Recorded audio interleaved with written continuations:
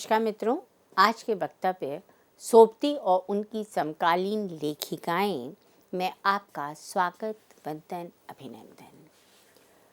आज हम कृष्णा सोबती और उनकी समकालीन लेखिकाओं की कहानियों में किस तरह से मध्यवर्गीय समाज उभर कर आया और किस तरह से इन लेखिकाओं ने अपने समय की समस्याओं को अपनी कहानियों में अंकित किया, इसके बारे में जानने का प्रयास करेंगे।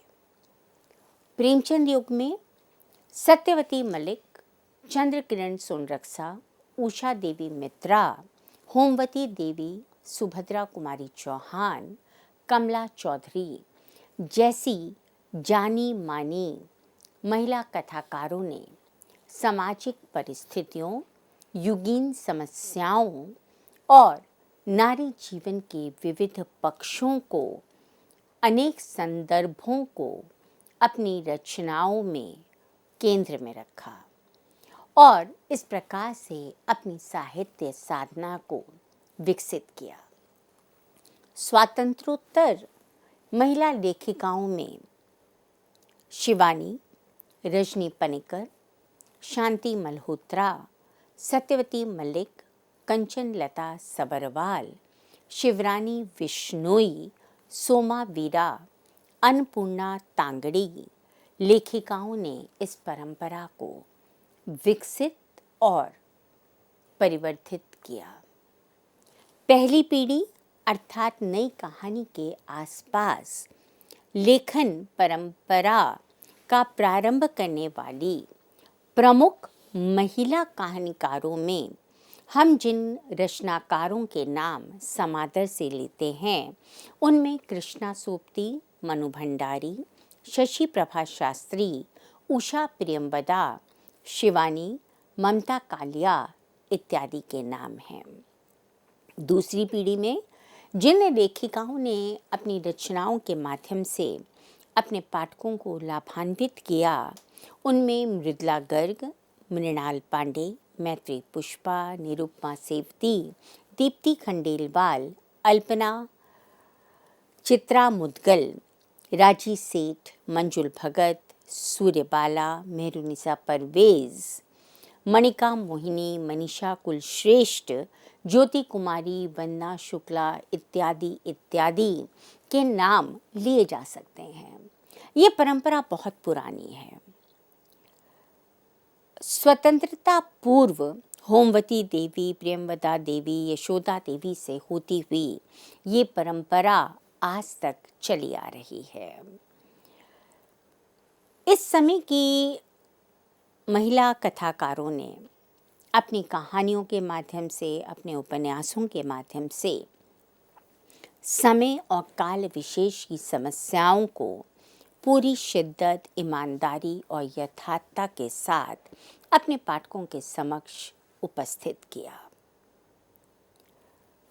इनमें से कुछ लेखिकाओं को लेकर हम इस बात को जानने की कोशिश करेंगे कि उस समय का परिवेश कैसा था, सामाजिक, राजनीतिक, आर्थिक, धार्मिक परिस्थितियां कैसी थीं और किस प्रकार से नारी अपने अस्तित्व के लिए जूझ रही थी, अपने अस्तित्व की पहचान बनाना चाहती थी। शशि प्रभा शास्त्री ने सामाजिक जीवन संदर्भों में स्त्री और पुरुष के किस प्रकार के संबंध हैं या हो सकते हैं, इसको विविध कोणों से देखने का प्रयास किया। शिक्षित मध्यवर्गीय जीवन को मानवीय दृष्टि से व्याख्यायित करने वाली इनकी कहानियां अपने पाठकों के मध्य चर्चा का विषय रही हैं। सामाजिक विषयों के साथ ही शशि प्रभा जी ने समाज में फैले भ्रष्टाचार और उसके परिणामों को भी अपनी रचनाओं में लिपिबद्ध किया। इनके कहानी संग्रह हैं परछाइयों के पीछे, अनुत्तरित, धुली हुई शाम, एक टुकड़ा शांतिरत, पतझड़, दो कहानियों के बीच, बाकी, उस दिन भी इत्यादि। इस प्रकार से हम देखते हैं कि शशि प्रभा जी ने अपने समाज में फैली हुई कुरीतियों की ही केवल चर्चा नहीं की, उन्होंने किस प्रकार से सामाजिक ढांचे में भ्रष्टाचार, बेरोजगारी भी फैल रही थी, इसका भी यथार्थ अंकन किया है। मनु भंडारी किसी पहचान की मोहताज नहीं है। उन्होंने पारंपरिक मूल्यों और संस्कारों तथा आधुनिकता के मध्य दुविधाग्रस्त नारी मन को समझने का अतुलनीय प्रयास अपनी रचनाओं के माध्यम से किया है। इनके लोकप्रिय कहानी संग्रह हैं मैं हार गई, एक प्लेट सैलाब, त्रिशंकु, तीन निगाहों की एक तस्वीर तथा यही सच है। इनकी एक बहुत प्रसिद्ध कहानी है हरिबिंदी। इसमें इन्होंने आज की नारी की उस मनस्थिति को अंकित किया है जिसमें वो इस बात के लिए बाध्य कर दी जाती है कि विवाहित है तो उसे अपने पति के द्वारा दिए गए दिशा निर्देशों को ही मानना होगा। उसके साथ ही क्योंकि वो सुहागिन है, विवाहिता है, इसलिए उसे लाल बिंदी लगानी है। और अगर ज़्यादा से ज़्यादा वो अपने आप को आधुनिक दिखाना ही चाहती है तो जिस प्रकार का परिधान उसने पहना है उससे मैचिंग बिंदी लगाए। किंतु लेखिका ने अपनी कथा नायिका को सभी परंपराओं, सभी रीतियों को ना मानने वाला दिखाया है। एक दिन उसे मौका मिल जाता है जब उसका पति टूर पे जाता है, सुबह देर से उठती है, नौकरों को छुट्टी दे देती है और नीले परिधान के साथ हरी बिंदी लगाकर बिना किसी उद्देश्य के ऐसे ही घर से निकल पड़ती है। सिनेमा हॉल जाती है, एक अजनबी के साथ बैठकर पिक्चर देखती है, बाहर निकलकर होटल में खाना खाती है, एक ही टैक्सी में वापस घर आ जाती है और इन सब के बीच वो दोनों एक दूसरे का नाम भी नहीं जानना चाहते। वो एक दिन उस महिला ने अपनी शर्तों पर अपने जीवन को जीने की कोशिश की थी। ये नारी की आज की छटपटाहट है। वो अपनी तरीके से अपने जीवन को जानना चाहती है, किंतु समस्या ये है कि पुरुष सत्तात्मक समाज में पुरुषों द्वारा निर्धारित की गई लक्ष्मण रेखा को लांघने का सोचना भी उसके लिए अपराध बन जाता है। उषा प्रियंवदा ने अपनी बहुचर्चित कहानी वापसी में आज के विघटित होते जीवन मूल्यों को एक नई दृष्टि से देखा है। कहानी का कथानायक गजाधर बाबू नौकरी करने के लिए अपने परिवार से अलग रहता है। सेवानिवृत्ति का समय जैसे जैसे पास आता है उसको खुशी होती है कि अब वो अपने परिवार में रहेगा, बहू बेटों के साथ रहेगा, नाती पोतों के साथ रहेगा और उसकी पत्नी उसको देखकर खुश होगी। घर आता है, किंतु यहाँ आकर उसको ये एहसास होता है कि जिस परिवार की उसने कामना की थी, जिन पारिवारिक सदस्यों की खुशी को देखने के लिए वो लालायित था, वो उसे देखकर खुश नहीं होते हैं, सहम जाते हैं।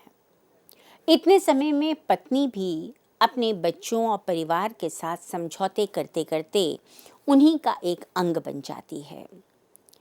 अपने पति गजाधर बाबू से वो बहू और बेटे की शिकायत तो करती है, बेटी के विषय में चिंता तो अभिव्यक्त करती है, किंतु कोई समाधान नहीं चाहती। और जब गजाधर बाबू कोई समाधान देने का प्रयास करते भी हैं तो रुष्ट हो जाती है, क्योंकि उसे लगता है कि अब घर या घर की जिम्मेदारी बहू बेटों की है। अगर हम उन्हें कुछ समझाने का प्रयास करेंगे तो वो उसे अपने जीवन में हस्तक्षेप मानेंगे और इसका प्रभाव दूरगामी हो सकता है। गजाधर बाबू अपने ही घर में अपने आप को अवांछित और फालतू समझने लगते हैं। इतना फालतू समझते हैं कि उन्हें लगता है कि इस घर में रहना अब उनके लिए असंभव है और वो चीनी मिल में दोबारा से नौकरी के लिए आवेदन देते हैं। पत्नी के पास उनसे बात करने का समय नहीं है। वो अपने गुस्से, आक्रोश, अकेलेपन को घर की जिम्मेदारियों में ही उलझाए रखती है। जब गजाधर बाबू अपने परिवार को बताते हैं कि उन्हें दोबारा नौकरी मिल गई है, वो जाना चाहते हैं, तो कोई उन्हें रोकता नहीं है। उनकी इच्छा के विरुद्ध, या ये मान लीजिए जैसा उन्होंने सोचा था कि मेरे परिवार वाले मुझे रोकेंगे, छोटा बेटा दौड़कर उनके लिए रिक्शा ले आता है, घर के बाकी लोग उनका सामान बांधने लगते हैं और पत्नी भी जाने से मना कर देती है। ये आज के परिवारों का एक सत्य है जो उषा जी ने अपनी इस कहानी के माध्यम से दिखाया है। इनके प्रमुख कहानी संग्रह हैं जिंदगी और गुलाब के फूल, एक कोई दूसरा, कितना बड़ा झूठ, फिर बसंत आया। उषा जी ने अपनी कहानियों की नायिकाओं को शिक्षित दिखाया है, आत्मनिर्भर दिखाया है, किंतु वे कहीं ना कहीं जीवन की राह में कुंठाग्रस्त हैं। इनका उपन्यास है 55 खंबे लाल दीवारें, जिसमें सुषमा अपने परिवार में एक रास्ता लाने के कारण, परिवार के दायित्वों का वहन करने के कारण आजीवन अविवाहित रहने का निर्णय करती है। विवाह की उम्र निकल गई थी, इसलिए छोटे भाई बहनों का विवाह हो जाता है। उसके जीवन में अपनी उम्र से बहुत छोटा नील जब पदार्पण करता है तो सुषमा की सोई हुई इच्छाएं पुनः बलवती होने लगती हैं।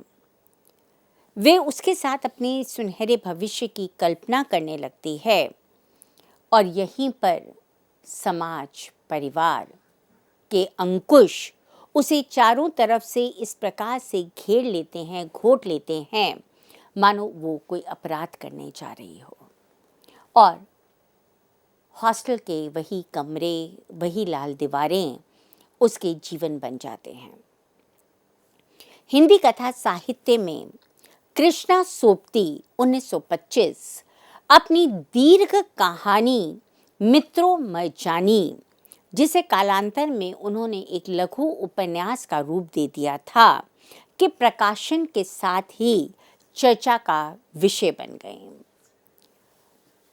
कृष्णा जी ने अपनी इस लंबी कहानी में नायिका मित्रों को एक ऐसी नायिका के रूप में उभारा जो अपने जीवन को समझने का प्रयास करती है।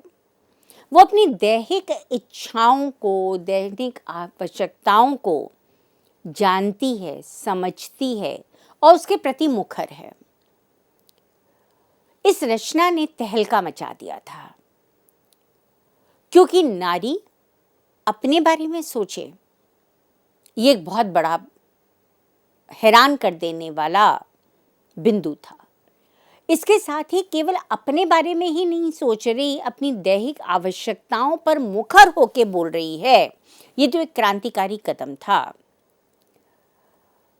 इसके साथ ही लेखिका ने सिक्का बदल गया कहानी की पृष्ठभूमि में भारत पाक विभाजन के समय जो सामान्य जन पीड़ा का अनुभव कर रहा था, उस अनुभव को भी अभिव्यक्ति दी है। कृष्णा सोबती जी ने अपनी रचनाओं में मूल्यों के विघटित होने के साथ साथ उपजी पीड़ा, उत्कंठा, संतरास, घुटन, अकेलेपन को अपनी रचनाओं में अभिव्यक्त किया है। उनका ये मानना है कि विभाजन किसी के लिए भी सुखद अनुभूति लेकर नहीं आया था। इस समय की अन्य महत्वपूर्ण रचनाकारों में शिवानी का नाम समादर से लिया जाता है। शिवानी के कहानी संग्रह हैं लाल हवेली, रथ्या, स्वयं सिद्धा, रति विलाप, पुष्पहार, अपराधनी इत्यादि। कथ्य और शिल्प दोनों ही दृष्टियों से अगर हम देखें तो इनकी कहानियां अपने समय से आगे की कहानियां हैं। इन्होंने अपनी रचनाओं को यथार्थ की भूमि पर अवस्थित किया है। इनकी भाषा में एक सहजता, तरलता, प्रवाह सर्वत्र दिखाई देता है। सामान्यतः शिवानी जी ने उच्च मध्यवर्गीय परिवारों के जीवन को अपनी रचनाओं में अंकित किया है। इनके उपन्यास भी पाठकों को रुचिकर रहे। दीप्ति खंडेलवाल अपनी कहानियों में नारी हृदय की गहराइयों को, उसके अंतर्द्वंद्वों को, उसकी जीवनानुभूतियों को सूक्ष्म रूप से अवलोकित करती दिखाई देती हैं। इनके कहानी संग्रह हैं गुलमोहर के गुच्छे, आत्महत्या से पहले, वह तीसरा, कितना छोटा सफर, धूप के एहसास, सलीब पर इत्यादि।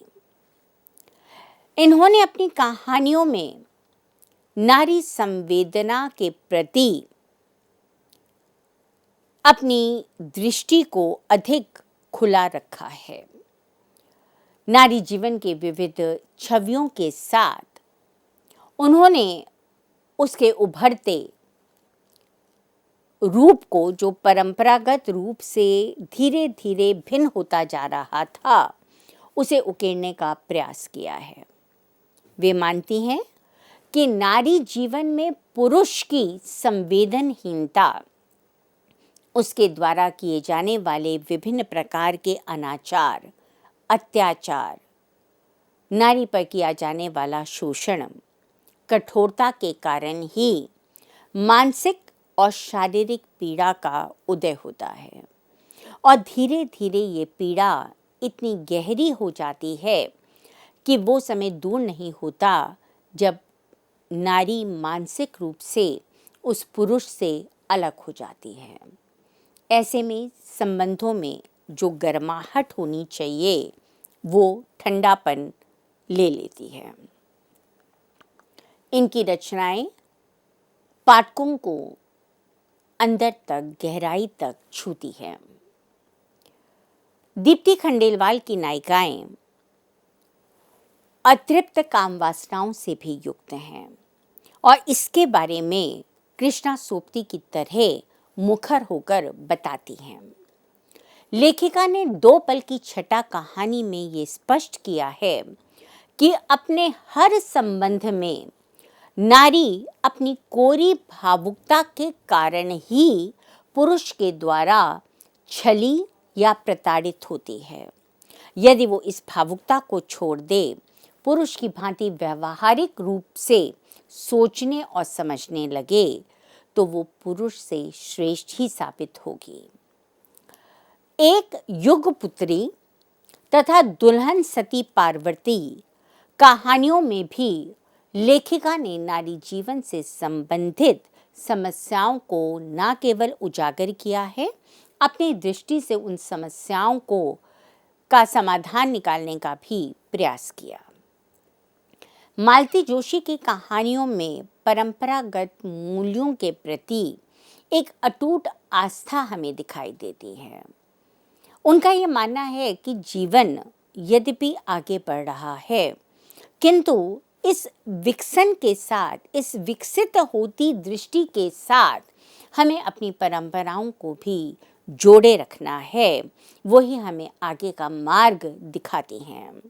मध्यांतर, विश्वासगाथा, पटाक्षेप, परख, शापित शैशव तथा अन्य कहानियाँ, औरत एक रात की, पराजय, ऑनर किलिंग तथा अन्य कहानियाँ, एक घर सपनों का, रहीमन धागा प्रेम का, $1,000,000 नोट, वो तेरा घर ये मेरा घर इत्यादि कहानियों के माध्यम से इन्होंने जीवन के विभिन्न पक्षों को और मनुष्य के संबंधों को उजागर किया है। उन्होंने ये बताया कि आज हम अपना तेरा के चक्कर में इतना फंस चुके हैं कि दाम्पत्य